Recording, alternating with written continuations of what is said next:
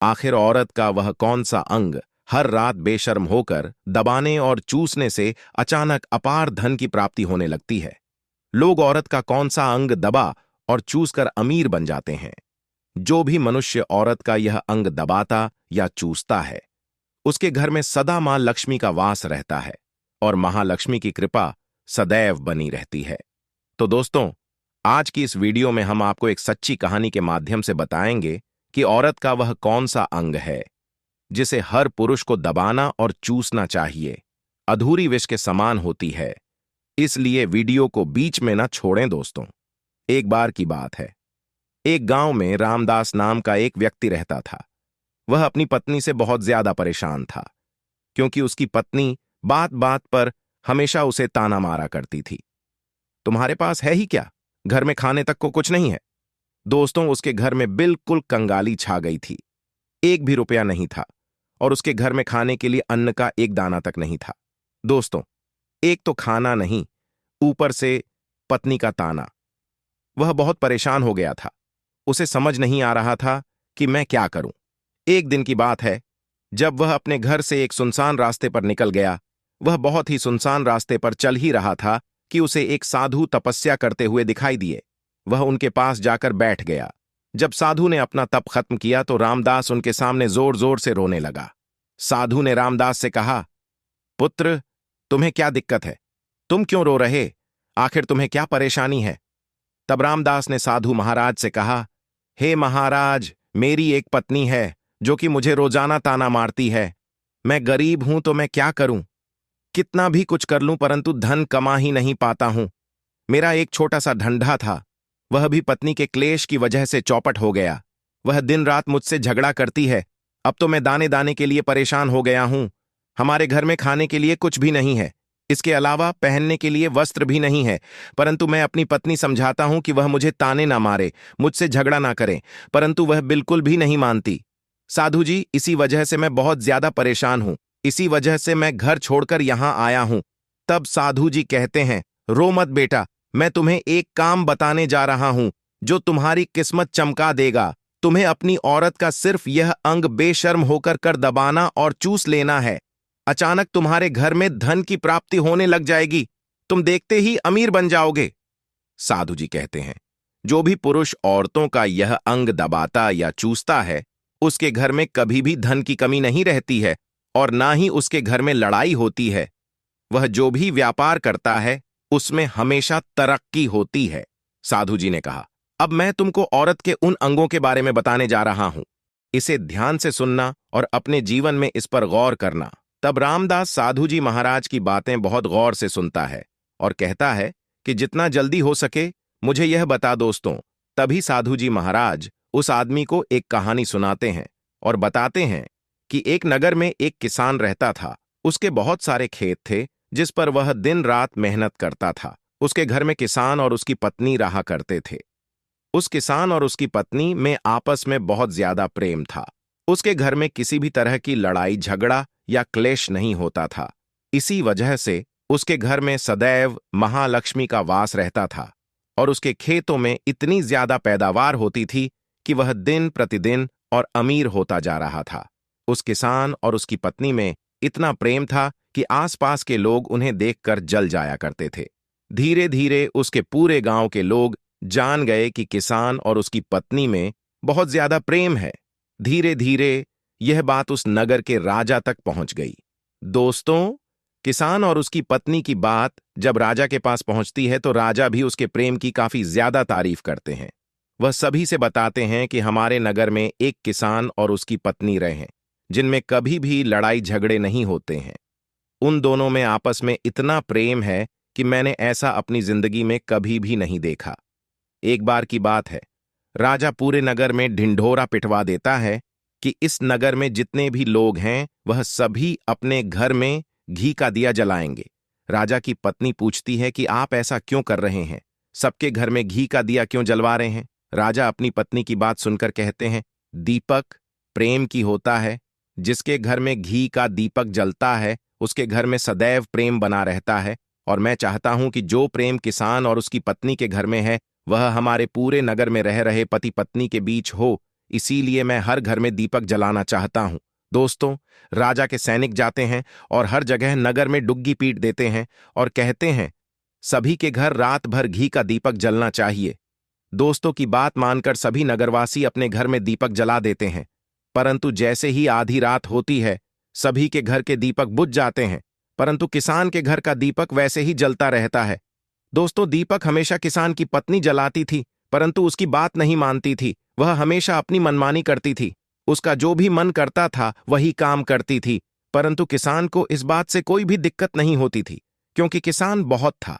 किसान सोचता था, यदि मैं अपनी पत्नी को रोक टोक करूंगा तो घर में बेवजह ही लड़ाई झगड़ा होंगे।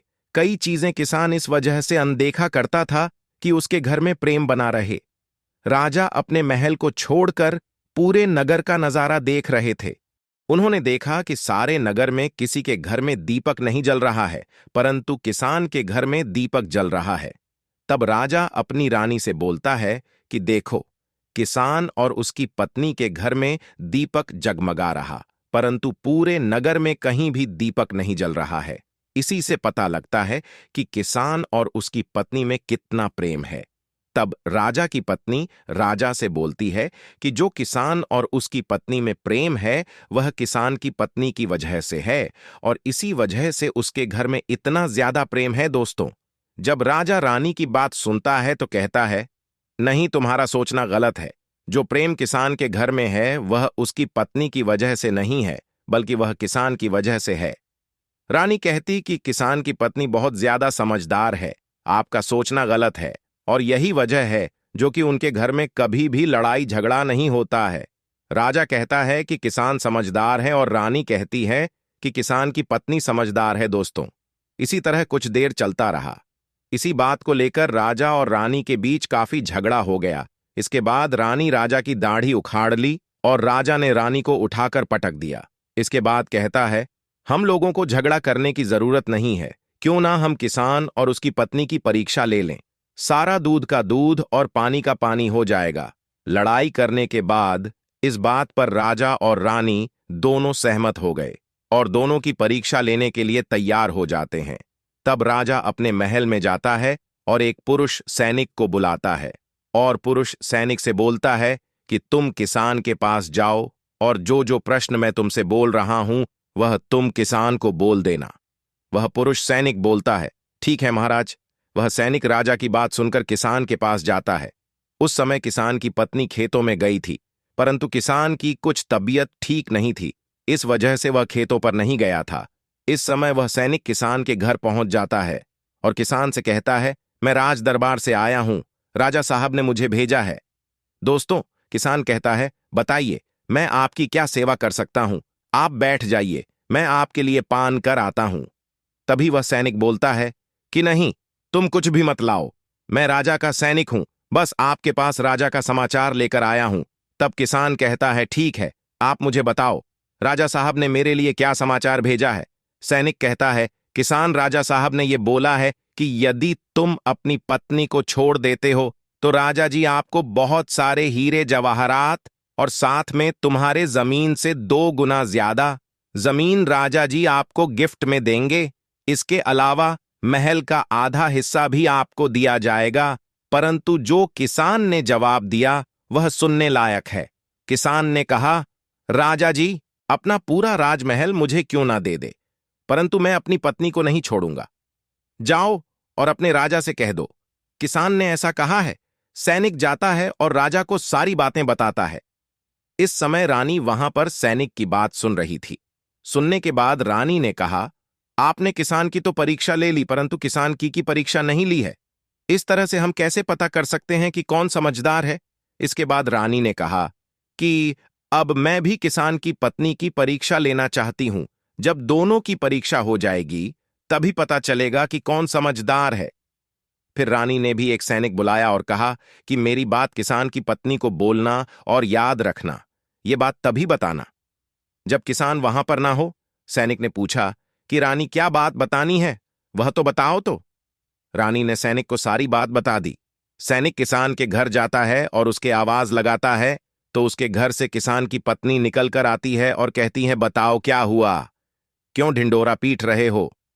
तो सैनिक ने कहा कि राजमहल से आया हूं, मुझे रानी ने भेजा है। किसान की पत्नी ने कहा, बताओ किस लिए आए हो?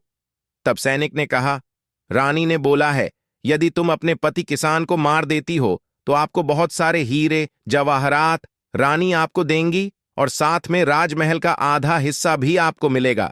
इसके जितनी भी आपकी जमीन है वह तो आपकी रहेगी, परंतु उसकी 2 गुना जमीन भी रानी आपको देगी। यह बात सुनकर किसान की पत्नी तैयार हो जाती है। कहती हैं, ठीक है, यदि मुझे रानी साहिबा देंगी तो मुझे मंजूर है, मैं अपने पति को मार दूंगी। तब सैनिक पूछता है कि रानी को कैसे पता चलेगा कि आपने अपने पति को मार दिया है? तभी किसान की पत्नी बोलती है, मेरे घर में जो दीपक जल रहा है, जब मैं किसान को मार दूंगी तो उसे बुझा दूंगी, तभी आपको पता चल जाएगा कि मैंने किसान को मार दिया है। अब सैनिक किसान की पत्नी की बात सुनकर राजमहल जाता है और रानी को सारी बात बताता है। किसान की पत्नी की बात सुनकर रानी बहुत अचंभित हो जाती है।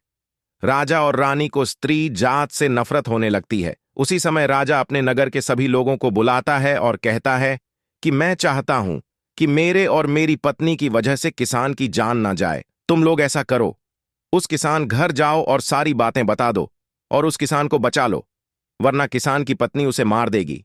इधर सैनिक किसान के घर जाते हैं और सोचते हैं कि किसान की पत्नी किसान को रात में मारेगी और दिया बुझाएगी। इससे पहले ही हम किसान के घर में पहुंच जाते हैं और किसान को बचा लेते हैं। दोस्तों, जैसे ही राजा के सैनिक किसान के घर पहुंचते हैं तो देखते हैं कि किसान तो मरा पड़ा हुआ है। तो सैनिक किसान की पत्नी से बोलते हैं कि तुमको किसान को रात में मारने के लिए बोला गया था, परंतु आपने अभी किसान को क्यों मार दिया? तब उस किसान की पत्नी बोलती है कि किसान को तो मुझे मारना ही था, रात में तो मुझे सिर्फ दिया ही बुझाना था, इसलिए किसान को तो मैंने दिन में ही मार दिया है। सभी सैनिक तुरंत ही किसान के घर से दौड़े दौड़े जाते हैं और राजा रानी को सारी बातें बताते हैं। राजा और रानी क्रोध से आग बबूला हो जाते हैं। इसके बाद राजा और रानी किसान की बंदी बनाकर लाने के लिए अपने सैनिक से कहते हैं। सैनिक जाते हैं, किसान की पत्नी को बंदी बनाकर ले आते हैं। राजा किसान की पत्नी से पूछता है, ऐसा तुमने क्यों किया? तुम लालची औरत हो, तुम्हें पैसों से प्यार है। तभी किसान की पत्नी ने जवाब दिया और बताया कि मुझे तो किसान को पहले ही मारना था, वह तो मैं कोई बहाना ढूंढ रही थी, क्योंकि किसान की आदत बहुत खराब थी, वह मेरे साथ बहुत खराब व्यवहार किया करता था। तो राजा ने कहा, ऐसा क्या करता था? तो किसान की पत्नी ने जवाब दिया कि वह मेरे नाक का ऊपरी हिस्सा अपनी उंगली से हमेशा दबाया करते थे। इसके अलावा किसान एक काम और मेरे साथ करता था, वह किसान मेरे कान का पिछला हिस्सा अक्सर अपनी जीभ से स्पर्श किया करता था। राजा ने पूछा, ये बताओ, जब आप लोग गरीब थे तब क्या किसान आपके साथ ये काम करता था? तो किसान की पत्नी बोलती है, नहीं महाराज, तब ऐसा नहीं करता था। तब राजा ने कहा, मैं समझ गया कि ऐसा क्यों करता था। उसी समय साधु जी ने रामदास से पूछा, तुम्हें कुछ समझ में आया औरत का कौन सा अंग दबाने तथा चूसने से लोगों को अचानक धन की प्राप्ति होती है? तो रामदास ने कहा, नहीं साधु जी, मुझे अभी समझ में नहीं आया। तभी साधु जी कहते हैं, अगर अभी समझ नहीं आया तो मैं फिर से आपको बताता हूं। किसान अपनी पत्नी के साथ जो पहला काम करता था वह है उसके नाक के ऊपरी हिस्से को अपनी उंगली से दबाता था। तो जिस भी मनुष्य के में पैसों की किल्लत है उसे अपनी उंगली से औरत के नाक के ऊपरी हिस्से को जरूर दबाना चाहिए। दोस्तों, औरत के नाक के ऊपरी हिस्से को बहुत शुभ समझा जाता है। इसी वजह से जो यह काम करता है वह हमेशा धनवान पुरुष बन जाता है। दूसरा काम है, जो भी पुरुष औरत के कान का पिछला हिस्सा अपने जीभ से स्पर्श करता है उसके किस्मत के द्वार खुल जाते हैं, उसे अचानक धन की प्राप्ति होती है। ऐसा इसीलिए होता है क्योंकि औरत के कान के अपने हिस्से में माता लक्ष्मी का वास होता है। जब आप ऐसा करते हैं तो माता लक्ष्मी आपसे प्रसन्न हो जाती है और आपको अपार धन देती है। और आपने एक बात तो जरूर सुनी होगी, औरतें माता लक्ष्मी का रूप मानी जाती हैं। यही वजह है इस संसार में जो भी मनुष्य यज्ञ पवित्र काम करता है उसका घर धन से भर जाता है, जो कि इस कहानी में किसान भी अपनी पत्नी के साथ करता था। परंतु आप जब भी ऐसा काम करें तब अपनी पत्नी को पूरी बात बता देनी चाहिए, अन्यथा आपके जीवन में ऐसा अनर्थ भी हो सकता है। दोस्तों, आज का ज्ञानवर्धक वीडियो कैसा लगा कमेंट करके जरूर बताएं और हाँ, कमेंट में हर हर महादेव लिखना ना भूलें।